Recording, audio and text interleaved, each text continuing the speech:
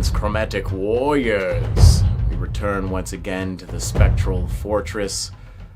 Or is it Spectral Legion? I'm still trying to figure out a snappy name for this project. But as we all round down the year 2024, it's a time to be looking back and looking forward. So there's a special level of ambition tied into this project as I try to complete one last masterpiece for the year.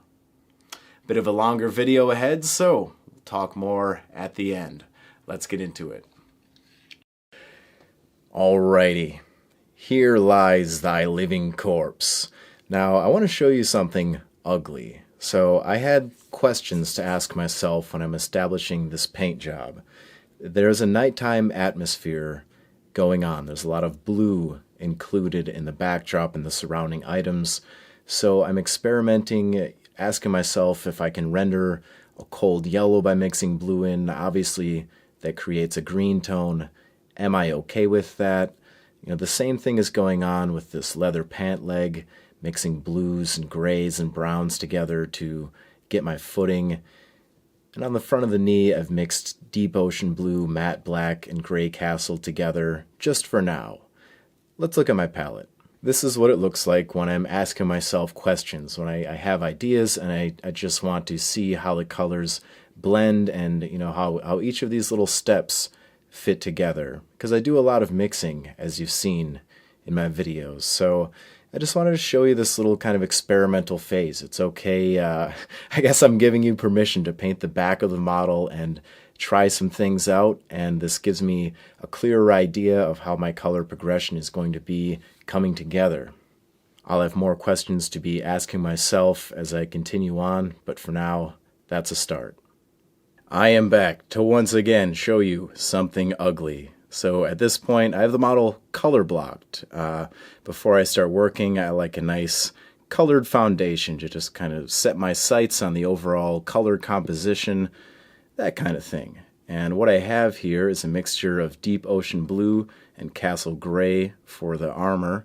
I have that same deep ocean blue and matte black mixed together for the leggings and leathers, but with a touch of dryad brown. Thinking that these will be leathery objects, I'll put a little bit of an origin color. Generally, leather is brown. In my imagination. Also, the yellow tunic. It's demonic yellow with a little bit of runic cobalt mixed in. It's like a light, icy blue. Keeping to that nighttime-ish atmosphere, my goal is to raise this up into daylight colors with nighttime shadows. Gray castle on the pelt. Have some other choices to make, but this is a good start. Let us move away from this ugliness. So, the colors that I'll be using for this stage are deep ocean blue, castle gray, and black. Right now, I'm laying down a mixture of deep ocean blue and castle gray, and I'm wet blending up my non-metallic metal foundation. When you're painting non-metallic metal, there are a couple things to keep in mind. First of all, specular highlights. There's a certain reflection that will always be facing the viewer on a reflective surface, no matter how the model rotates. However, it's all flat paint, right? So we use specular highlights to dictate the final resting place for our major reflections. There's also that top-down light source as well, which is going to be another major reflection. And you want to keep the minor reflections in mind as well. There's a certain amount of bounce light that will come up off of the ground, depending on the distance between the reflective object and the surface. It's highly reflective, so it's going to catch a lot more action than a light absorbent surface like the cloth. For example, down here on the ankle would end up being a little bit brighter. I'm not going to my maximum gray castle quite yet. I'll take deep ocean blue and black for my darker mixture. And this will be a fun one for me. It's a much larger model, so I have more space to work, more area to get some tighter looking reflections. There may not be space on a smaller model for these details. Certainly feels a lot more roomy. Can really stretch out some of these areas. You can see I have my work cut out for me. So while I work this along, let me talk about a couple other areas on the undead knight. I'd also like to be bringing the tunic along similarly. As stated before, it's a mixture of demonic yellow and runic cobalt for the brightest color. And as I get down into the shadows, I've added a small amount of deep ocean blue.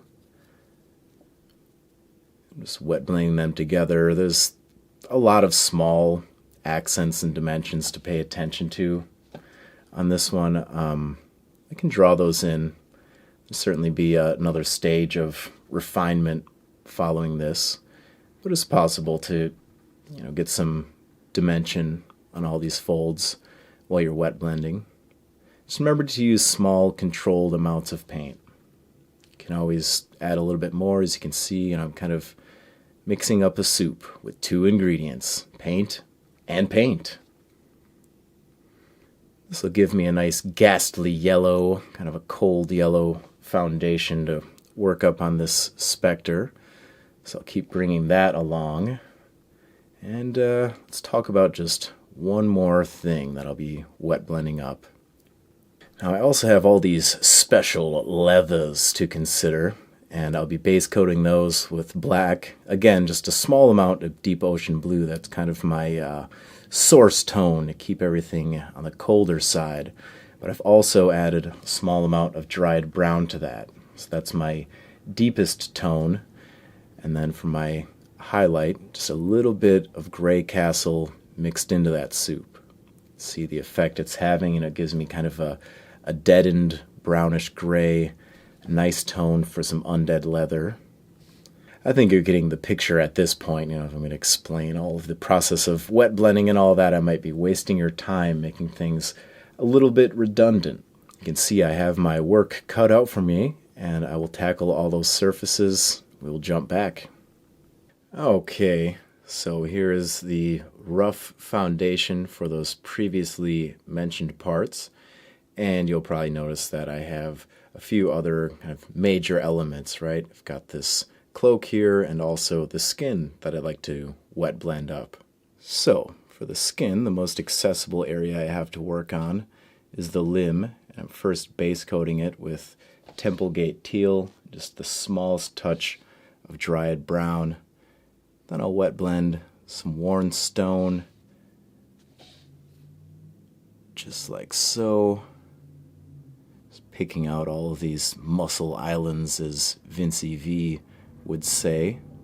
Let's get that roughly mocked up. For the wild pelt, I've base coated that with gray castle, just reapplying a hefty amount to get things started. Then I'll take black with just the smallest amount of dried brown, blend that into the tips. This will be a balancing act. It's way too much darkness right there. Yeah, as always, you can just add the missing ingredient, balance things out.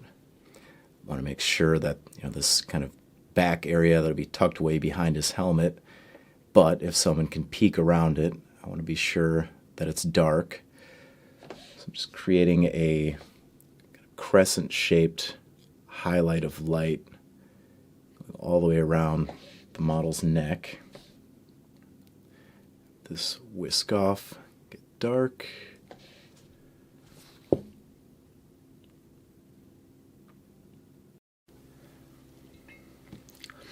Okay, now I can begin lifting things up since they're kind of brought up to this middling level. And as you can probably tell, I've been putting a lot of my focus into the non-metallic metal progression, getting all of those shines locked in just right.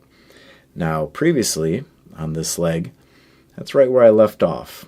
I brought everything up to a pure gray castle, and now I've mixed space dust in with my gray castle, making an even warmer gray tone. And as I'm working on this, the more I think about this nighttime scene, raising things up to this sort of yellow moonlit color makes narrative sense to me.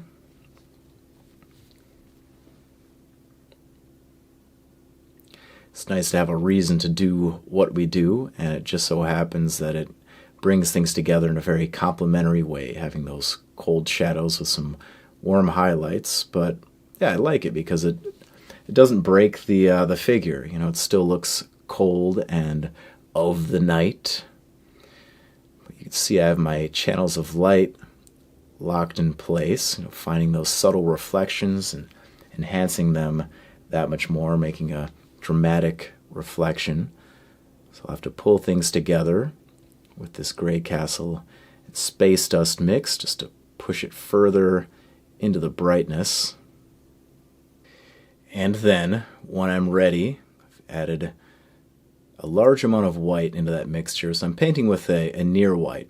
I think I might have a round of final white highlights in my future, but I'll wait to get everything finished off before I go that far. So for now, the last color in this progression will be this mixture of space dust, gray castle, and a large amount of white. You can see the effect it's having, you know, it's continuing to brighten and lighten things up, but also controlling my portions, making sure not to cover up that previous layer. And in this way, things come together more and more quickly. And this is what I've worked up to. It doesn't mean I can't go back in my stages. I certainly will. You know, here and there I'm going to have to do something like so, grab a darker mixture of paint and reline things, pick out any battle damage or these kind of submerged rivets, calling out the lip of the armor. Yeah, as always, I'll blend while I'm at it. The back and forth nature of painting with acrylics, just playing upon all those transparent layers.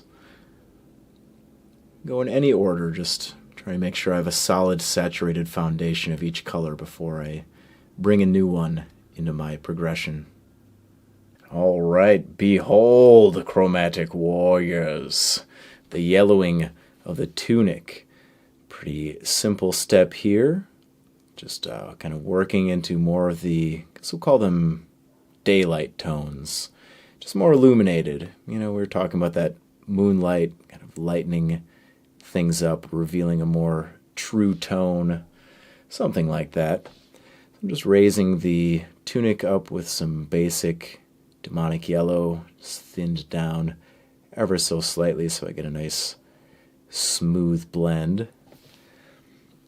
Yeah, we can see how that's coming together, and I am limiting it. Like if I'm moving down into this area, I think if I were to do any work down there, which I will because I want this to look nice, mix a little bit of Imperial Navy in with that demonic yellow. So just working in green tones as the eyes drop down lower on the tunic. That's a nice look and very allowed for an undead model, but I'm just going to lift things up with a demonic yellow and then add slight amounts of white in with my paint until I'm satisfied. I think just one step up is good. Just want to make sure that I have a very saturated coat of this color. I can start the highlights on the tunic. Nice and simple, just brightening with white. Now that the tunic and non-metallic metals are nearly complete, I'd like to bring along the other less attended to areas. So we have the leathers in the form of the pants and belt and all the stylish straps. Those are originally painted with a mixture of black, dried brown, and Imperial Navy. Now what I'm doing, I'm trying to add very sharp highlights because I want the leather to look rough, but I'm adding gray castle into that for this first pass over. See the effect it's having. Feel free to aim for a very textured output, especially on the belts. Wherever you see a faint indication of texture, just make sure to pick it out very sharply. And I'll still be attending to those specular highlights. Things are lining up just above the knee. It'll be a compact highlight, but a brighter area even still. And next, I'll be taking a big jump up tonally. See how much brighter this is. So I want to be very controlled with this as I create my leathery texture. It's gray castle, white, and a small amount of imperial navy, but just mixed up a very frosty blue, essentially. You can see how I'm working with very fine lines and textures, almost stippling here and there. I'm kind of finding my form on it. But just the gradual layering of this frosty blue, it keeps everything in kind of the right tonal zone. I want to continue to be pulling blues into the color scheme, using them as the root tone in these leathers and also as the highlight tone. Let's talk about this pelt. Off with his head. First of all, I'm going to go back in with my black and dried brown mixture. Originally it was just wet blended in place, so I have a much more diluted pass, and I'm going to slowly saturate things. This way a lot of the paint will seep into the crevices, gently shading some of these textures, filling them out. So let me just run around the ring, sweeping over this pelt. Alright, now that the tips are darkened and the crevices are lightly defined, you can see this circular highlight. I've been working this into place the whole time. It's originally there for my wet blended pass, but yeah, that is there because I want to keep the golden angle in mind, the specular highlights. Once the model's head is reattached, this will circle it nicely, creating a halo of light and a bit of an emphasis. It's just a nice way to be treating the fur. I always look at hair as a reflective material, so accenting it, think of it kind of like a non-metallic metal surface, kind of accenting or emphasizing all of the bends. Works very nicely on fur. And then I'm just going to continue emphasizing that halo of light. I've added some white in with my gray castle, covering less of the previous surface area, just tightening up my highlight area. You can see the effect that it's having. Just a little sharpening of the blade.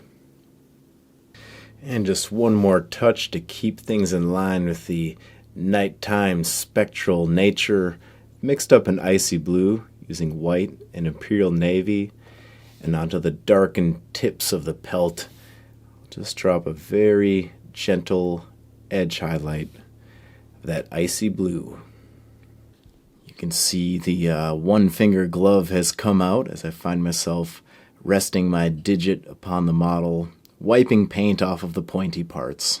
But there's a little bit of skin showing to take care of. Previously, that was a base coat of Templegate teal and dried brown. I had wet blended some worn stone into that, which I'm grabbing more of right now. Just want to redo all that. It's just a very kind of faint coating at the beginning, but just kind of testing my color palette, making sure this is a good dead flesh tone. It's hard to choose. There's so many directions and excuses I could make for the skin being any color, but we're going with the green. Now there's a lot of fine texture to pick out on the skin. It's all dehydrated and kind of like raw muscles showing through the skin. He's very shredded. But I'm going to go in there with my tiniest brush and pick out all of those lines, being sure to, once again, pull everything to a face forward and or zenithal highlight. We can't ignore these shallow little textures.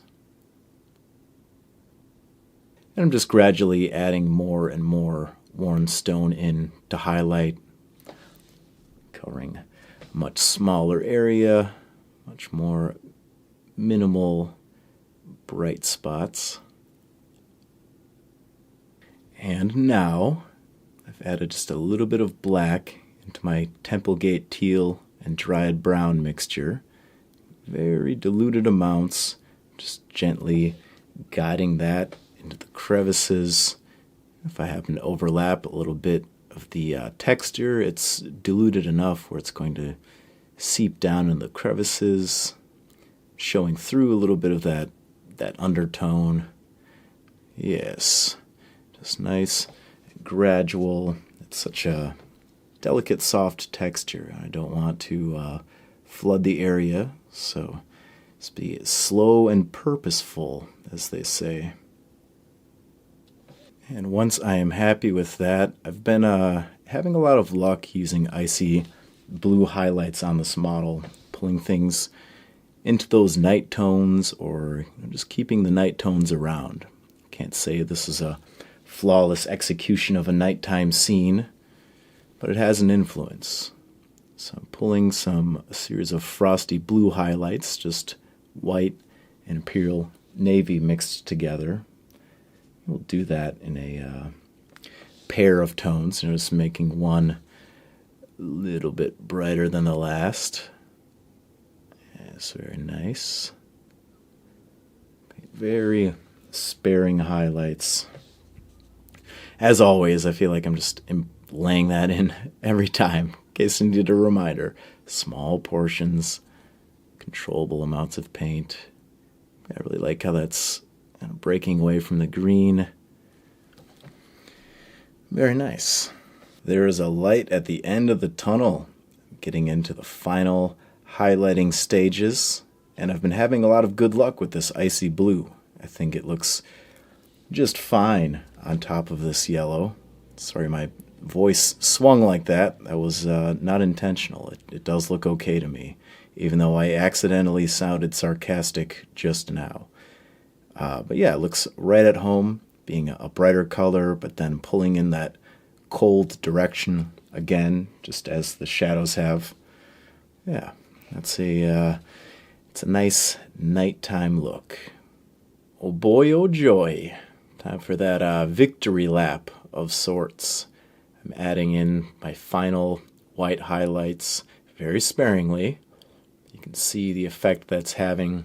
Some of these other areas have gotten the same treatment, just adding, one more range of dimension to all these metallics is what's going to sell the effect and send it home.